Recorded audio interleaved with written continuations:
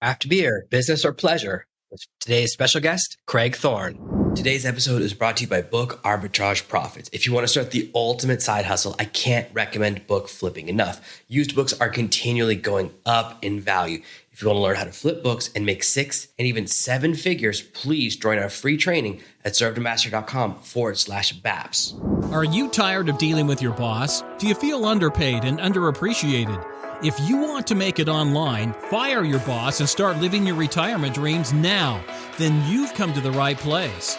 Welcome to Serve No Master Podcast, where you'll learn how to open new revenue streams and make money while you sleep. Presented live from a tropical island in the South Pacific by best-selling author Jonathan Green. Now, here's your host. Now, I'm always interested in different business models because there's just so many ways to launch a business now, and you can turn your passion into a business. I have known some craft brewers where I live here in Asia who are trying to figure it out, and usually I'm around when they're turning their extra yeast into bread. It's like having a bread party with all the extra parts. So it's very interesting to me. There's actually things you can do. How did you first get interested in this kind of business model? Go from a consumer to going, I'm going to make my own. I actually don't, just to qualify, I don't make beer. I have a beer podcast, which is the set. So it's sort of like, I guess I'm on the outside of the beer industry. And funnily enough, after doing the podcast for so long, I always thought it'd be cool to get involved in beer in some way. Definitely not for me. I like talking to the people and hearing about it. But yeah, we just started. I did this silly thing. I'm from Australia. I moved to Canada in 2010. And the first winter, my friends in Australia were doing this thing called 365 days of beer. And you had to like take a selfie photo with the beer. And it had to be different beers for a year. It could be multiple per day, whatever. And you basically post it on Facebook or online, wherever it was, and document it. And I didn't think that many beers even existed, and it's definitely going to fail, but why not give it a crack? So we did it, and my roommate at the time joined me, and we did it in about 7 months. I was like, okay, cool. I enjoyed it, learning about beer. I drank beer, obviously, at home and whatever, but not anything serious. And it just took me on this sort of journey, which ended up in a podcast starting. My girlfriend suggested it. When I was looking for craft beer podcasts, there was nothing that spoke to me. So she's like, why don't you start one? So we didn't mean for it to become anything, but it's become a nice little side hustle to our other things that we're doing. And it's become, I don't know, cool. We've got a non-profit in beer now, and it's coming up on 8 years for the pod, so we're one of the first in Canada. So it's been really cool just learning about the industry and meeting so many cool people that work in beer. It's a fascinating industry, man.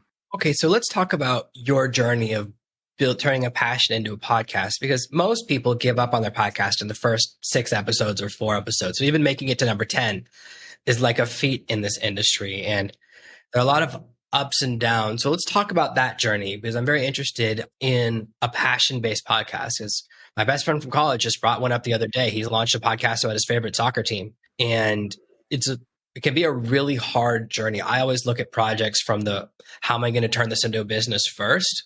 Whereas when you get into it by passion, then you're like, how can I turn this passion into a business? It's a very different process and conversation. So what was your process like? It sounds like you started passion first. And then at what point did you go, how can I make money from this? Or how can I build a revenue from this? Or how can I make this self-sustaining? It's a great question. I hadn't really thought of it like that. So when I moved, there's a bunch of things I'm doing, but I do music. My brother and I have been doing music for like about 20 years now. And we had a small distribution deal in the States. So that's what prompted us to move to Canada permanently.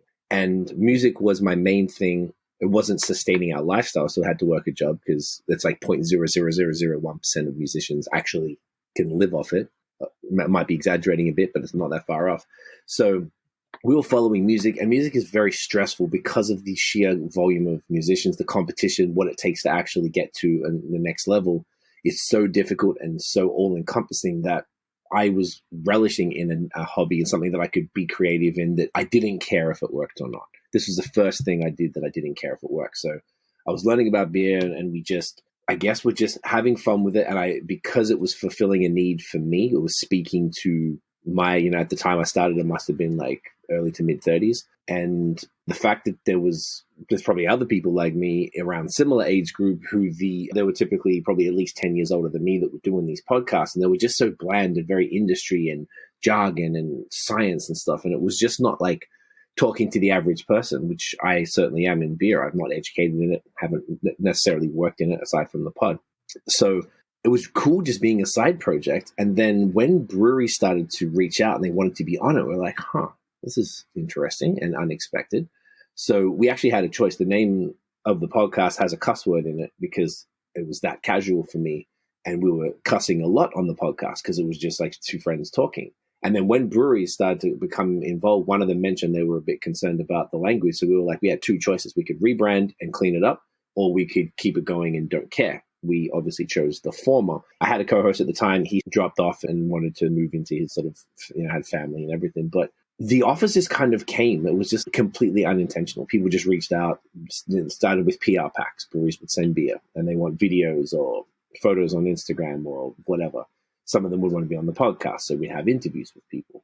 Then you start getting sponsors reach out and want to offer to pay for an advertising slot. And it just kind of like completely organically went from there. Like we've never proactively pursued any money for the podcast, but it just kept, the offers kept coming. And I imagine it's because we're putting out good work consistently. That was one of the main things, like you mentioned earlier. A lot of podcasts drop off. I'm a stubborn OCD Aries, so I just I keep going with things. That's always been what I do.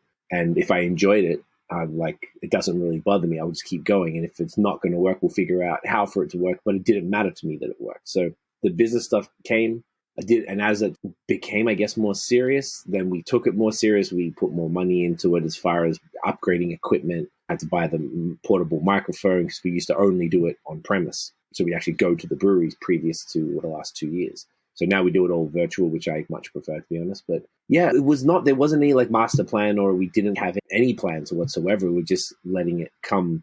And it's become a nice little side revenue stream. I run a social media agency full time. That's our main thing. But it's all encompassing because of the podcast.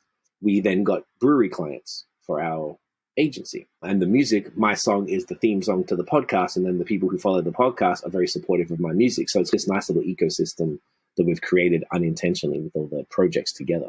So how long into the journey was the moment when you had to make that decision about, is this going to stay a hobby or is this going to become something a little more serious and do the name change? How long into the time frame was that? Less than a year. It was pretty quick, surprisingly, because I didn't think it was anything special. It was cool. I think it was because we were so early. I think part of it was luck and timing early in the game. We were just early and there wasn't many people competing with us. And a lot of the older gatekeepers in the scene, like the previous to podcast, the main thing was beer writers. They would write for newspapers and they'd write books and all that type of stuff. They were clowning us. They thought it was stupid. And now every single one of them have a podcast. So it was, I think we were just ahead of the game, fortunate. And you said you had a partner and then the partner left. There's often a time, especially with partnerships, where you want two levels of seriousness, right? If one of you just wants a hobby, the other one wants to be busy, that's when it can be because once there's money involved, right? It's you can't miss episodes. You have to, you're constantly trying to perform on a higher level. So that does turn it, right? Transition it. There's that moment where you transition from hobby into something more, whether it's going just into side hustle or whether it's going into full-time business. And that can put a lot of pressure on relationships. Same thing through a few of my, one of my friends, and when I grew up with his younger brother's in a really famous band, and that band's been through tons of changes of members of the band. And you see it happen there. Every time the new album comes out or there's something big, people move around. So it's the same in business. When I've tried to bring friends into my life to work with me, it's always been very stressful. It usually doesn't work out because you have two different mindsets, right? It's hard to find two people with parity, especially when you're the boss, right? It's hard to have two bosses, two captains of a ship. So as you went through the transition, now it's been the majority of the time has been where you're the solo star of the show and choosing the direction. Do you ever think about, I wish there was still another person here, or is it nice to have it be just your vision? That's a really good question. So the interesting part that I guess I left out, my partner, Tiffany, my girlfriend, we've been together for coming up on 12 years. So she's involved in everything I do. So all the businesses, it's all us together. She's incredible. So for the podcast, it was her idea for me to do it, to start listening to them. And it was her idea for me to start the podcast. And then I contacted my friend Scott to be the co-host because he was the one who did the photos and stuff with me, the reviews. So it was always my vision. I had the equipment over here. I got my music studio. So that's what we used before we got portable equipment. I lived in Montreal, Canada at the time, and he was in Toronto. So we'd travel a bunch to do them, and we'd batch the podcast and all the content because I had the equipment. So I was always the one. It was the name of my old blog. So that came across. It was almost like he was never the captain of the ship, so to speak. And he was, I don't know, I want to say under that, but he was just like, it was like he was like the comic relief. He's a really funny guy. Like, he's still one of my closest friends. I talked to him. He came over the other weekend. Like, we're very close still. It was just like, he's a chill dude. He's not like, it sounds like you're a serial entrepreneur. You've got a lot of things going on.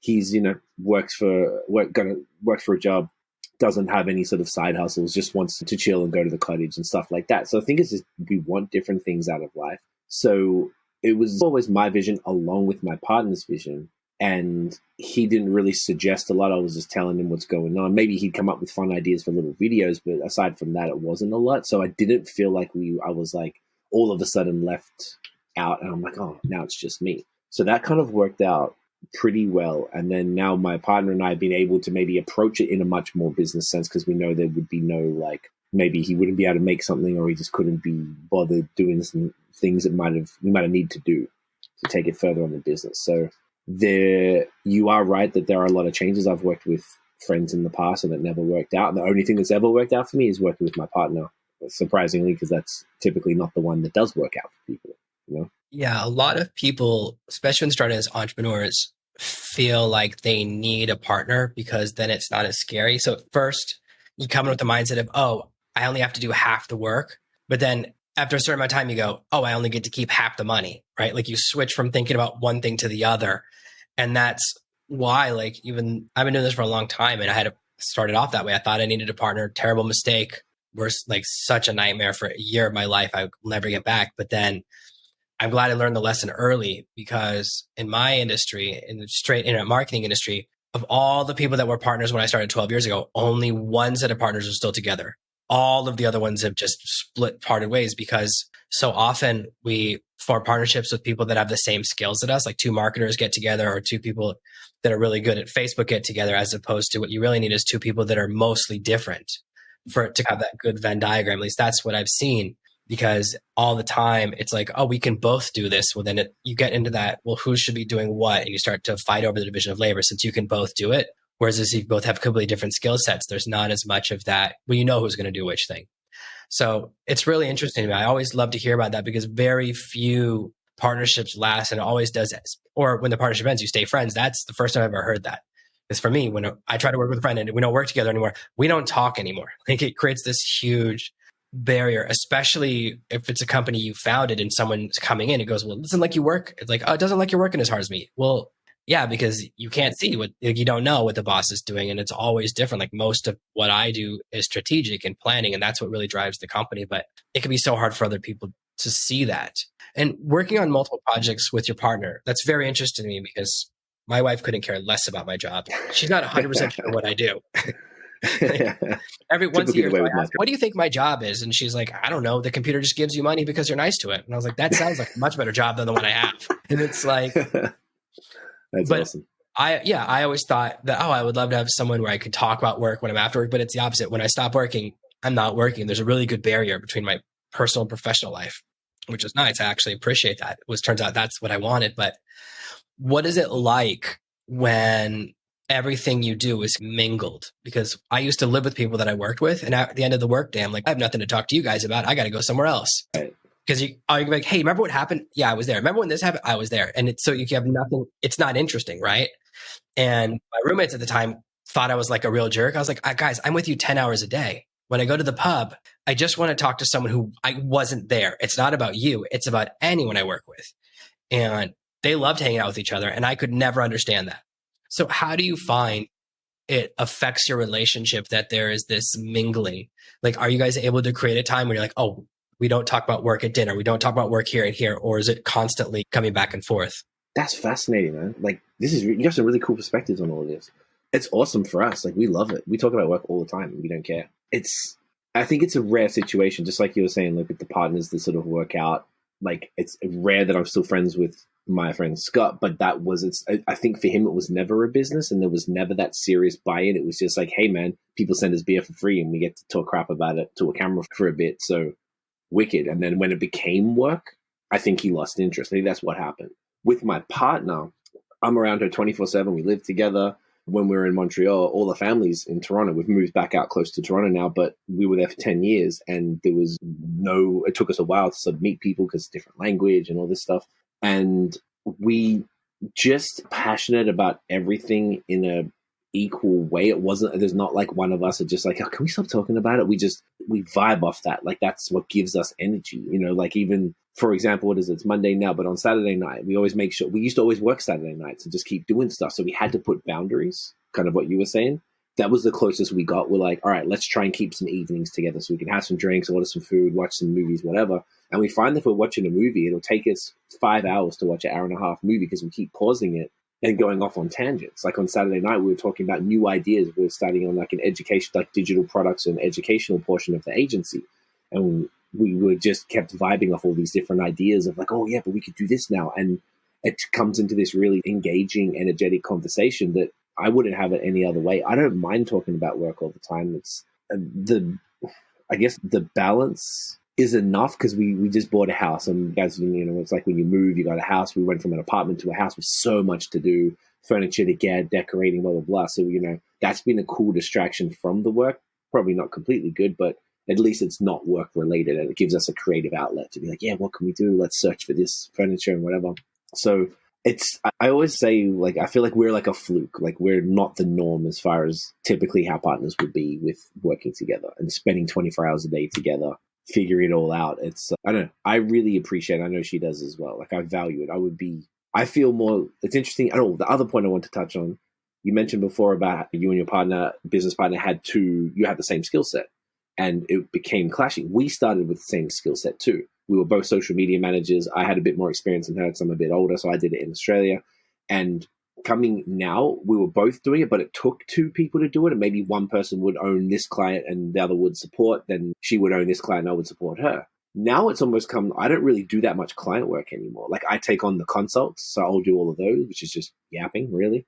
And I'll do a lot of the admin. I deal with the accountant, I deal with the taxes, and then I deal with managing stuff where she's dealing with client work. So it's almost like organically split into two different things because I got over. How many tweets can you write? Like, I don't really want to keep doing that. I'm more interested in other things. So I think that's probably the safest way to keep that relationship and keep that business going is that you probably are going, if you started with the same skill sets, you're going to have to split off at some point or split it up. So you mentioned something very interesting about you guys are sitting there Saturday night watching, movie, having drinks. Now, has the way you approach beer changed? Because since the internet is my job, I don't use the internet for pleasure. Like I'm on the computer, it's for work only. And I write a huge part of my job is I ghostwrite nonfiction books, and I never read nonfiction. Cool. Because that's my job, like it's work, right? So I wonder, has it changed like how you approach beer? Are you like, when you're out to have like pleasure, like, oh, that's a work drink now. Like, has it changed how you approach it? Because the people that, they drink wine and now they only spit it out because they just taste it and don't want to actually drink it, which I've never understood that. But has that started to happen to you where you're like, or you're just constantly reviewing beers when you go out? You can't stop yourself? The latter, but a little bit of the former too. So yes, I can't stop myself. Like I just hit 7,500 unique beers that I've reviewed because I don't know if it's OCD, it's what I call it, but there's this, like, I have to keep going. I have to just keep it going. And I want to keep racking up. It's not really about the numbers, but I just want to keep it going. And to a degree, it's what kept the podcast relevant. That's really where it all started. So I feel indebted to it to a degree. But you make such a good point. And say there was I feel like this year it's been the slowest time for PR packages. Like just over here where I'm at in the basement here, I have a pretty substantial beer cellar that mostly is because of packages that have been sent out that they send you way more than any human could drink. So I've just got this absurd amount of beer. Some of it is sitting there aging beautifully and it's going to be great. And some of it is probably dying on the shelf. So it's a bit of a mix. So I was almost more grateful that the PR packages slowed down because there was a work beer. I'd be like, I don't really want to drink this right now, but I know I have to shoot this video or I know I have to take a photo of it and I'm not in the mood, but it's releasing on Friday. So I have to, that used to just annoy me. So now I spend more because there was a time where I didn't really spend much money on beer because I got it all sent to me. I got it all given to me which was a nice little bonus.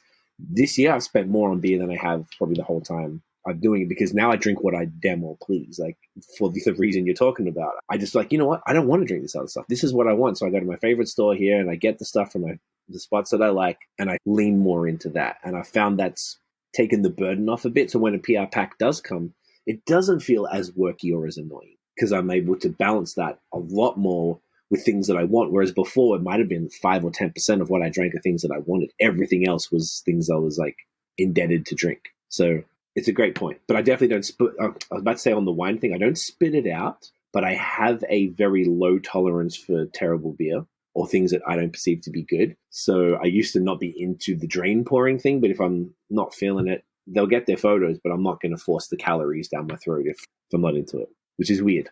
So has your favorite changed? You've tried thousands of beers and thousands and thousands. Has your favorite changed, or is it the same one from the beginning?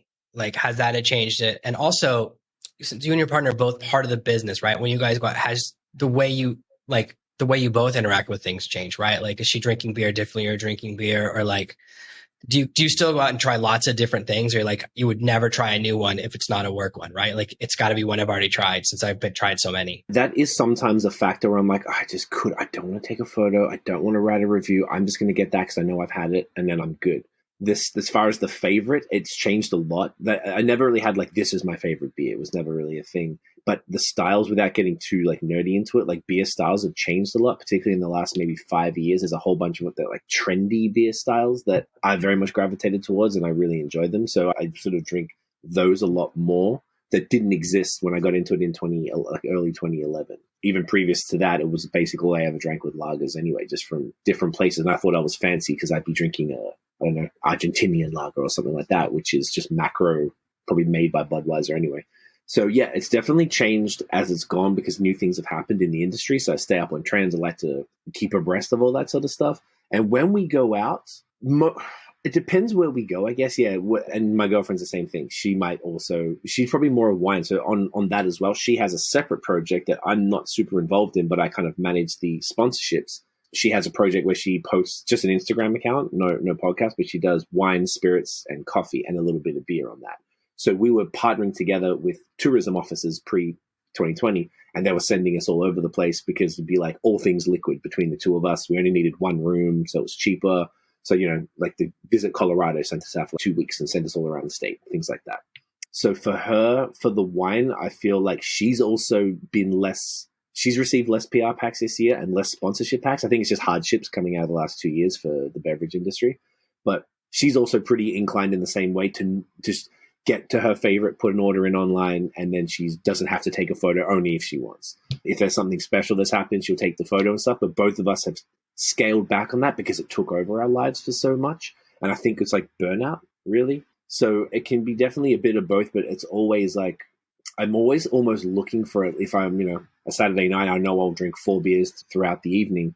I'll try and pick at least 1 or 2 that I have already had, so I don't have to worry about it. I can just pour it up. Maybe I'll post a story, so give the brewery some love, even though I bought it. And then I can get on with my evening and don't have to be like, do the selfie, edit the photo, write the review, put all that nonsense. So it is weird, and it's a strange thing to be exhausted by because most people couldn't even, like you're saying with the wine, like I feel like most people couldn't fathom being annoyed by making content about something as like cool that a lot of people would participate in, like beer and wine. It's a strange place to be in. I think it's the risk of when you mix your personal with your professional. When you're doing something you really like, then sometimes the thing you really like stops becoming the thing you really like and most people won't understand it. You're like, no, it's different. I drink 17,000 different beers a year. It's very different when you get to the highest levels. Even when you're getting paid a really big number, it's like, no, you don't understand. It's just different when you do something all the time. It's why sometimes when they're on like a really big TV show and you go, why would you ever leave? You're getting $1 million an episode. It's like, they've been on that show for 9 years. That's because you stop being a different character. Like I saw an interview with the people on Seinfeld because they were the first one to get $1 million an episode. And Jason Alexander was talking about it. He goes, well, the reason we asked for so much money is I realized I would never stop being this George. The show was so popular, right? And when you see him, you still think of that character. Like he's like, I needed enough money that I might never be able to work again because the character became so dominant. So that's why I think people leave really big shows or really big, like when you want to be Captain America forever, like 10 or 12 years, you get tired of it. So I totally understand that. And I think it is something that only people who have merged their passion and their pleasure, certain parts of life have gotten bigger and bigger, start to realize, well, it's used to be all fun and now it's mostly business. So I think that is something that people who've done something for a long time, it starts to resonate, right? It's like, people who play basketball, it's my job. Why would I do? It's hard to do it for fun when it's your job. It's the same way I approach writing. Like I used to blog all the time, and now vlogging is work. When I'm writing a blog post, it's a lot of work because it's part of my job, and writing books is my job. So I do understand that mindset, that things, it's hard to find that balance. And sometimes you go a little too far one way or the other. Like you're a little too casual about your work, or you're a little bit too, it can start. That's where I think burnout can come in. That's one of the most dangerous risks, especially in a creative endeavor, is that you get tired. It's like, I'm always fascinated by bands that don't want to play their most popular song, but I've only heard it live once, where they've heard it live like 400,000 times. It's so different being on the other side of the fence. So I think that's a really good lesson. That's why this is so fascinating to me, because it always, like, that's why I try to have a big barrier between my personal and professional life, like between my family and what I do for work, simply because of that, because sometimes I just get sick of a project and I don't want them to be asking about it. That's why, like, I don't understand the people that make their kids social media stars.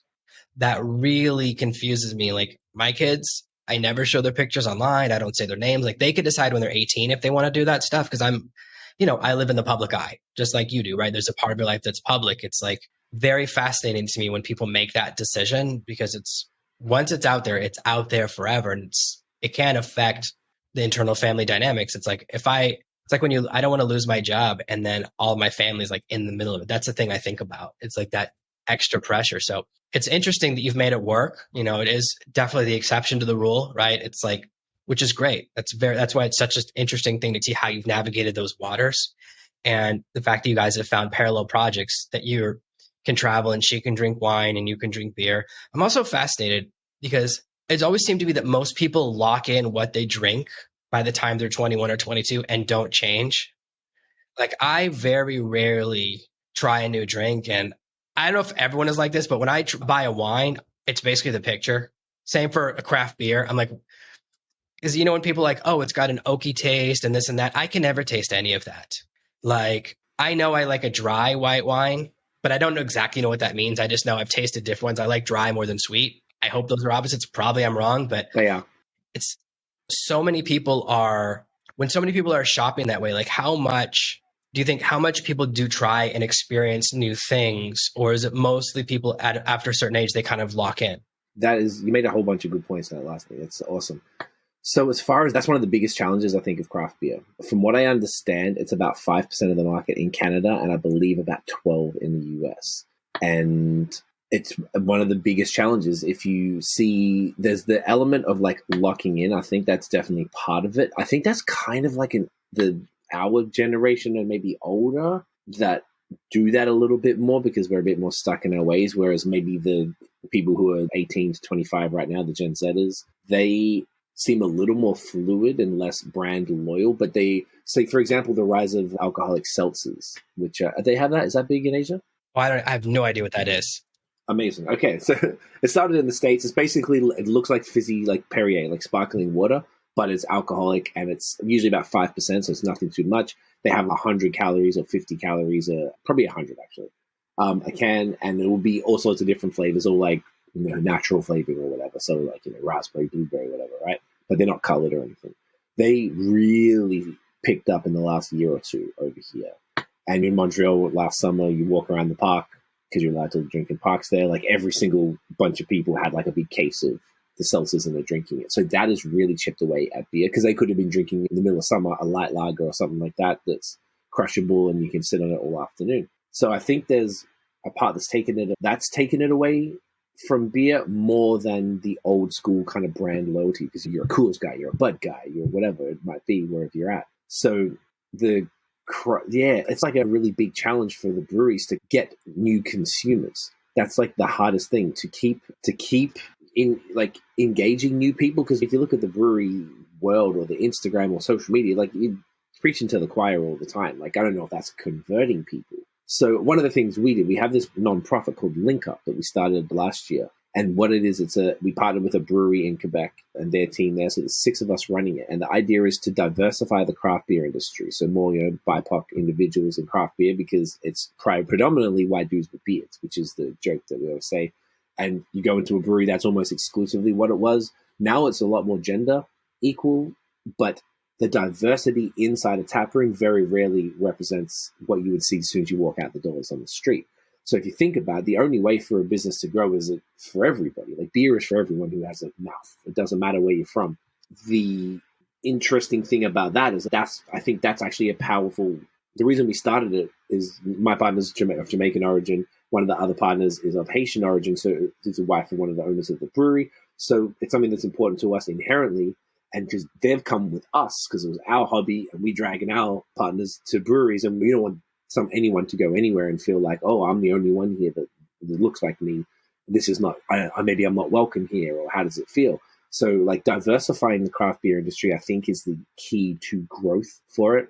Particularly, it needs a lot more work here in Canada than it does in the States, for example, but it's something that we're really passionate about, because that can change the game more than anything, more than say something. I think that's going to change it more than like getting people off their, the ones who lock in to a beer. Because those guys who might be in their 50s or something by now, probably my age too, in the 40s maybe, but I feel like they are almost like too late to convert. If you're that locked in, you're like, they're just never going to budge because they think craft beer is ridiculous and they hear the stories about it. But when you actually try it and investigate it a bit more, you're like, oh, wow, this is not what I thought it was. So yeah, we're hoping that the diversity angle is something to grow the industry. And once again, I don't even really benefit from it as much as the industry itself, but as a passionate consumer of beer, I want to see it continue to thrive and grow. And I got a lot of good friends who make their livings out of that industry, and I don't want them to have any issues either. So I think that's more the secret to continuing the growth of the industry, like over time. Yeah, because I kind of wonder if the person who's willing to try a lot of different craft beers